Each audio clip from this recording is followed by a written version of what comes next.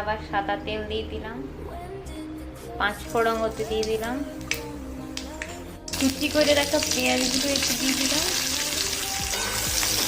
Paste করে রাখা আদা রসুন এবং লঙ্কা বাটাটা দিয়ে দিলাম। পেঁয়াজটা ভাজা হয়ে গেলে ওতে কুচি করে রাখা টমেটোগুলো দিয়ে দিলাম।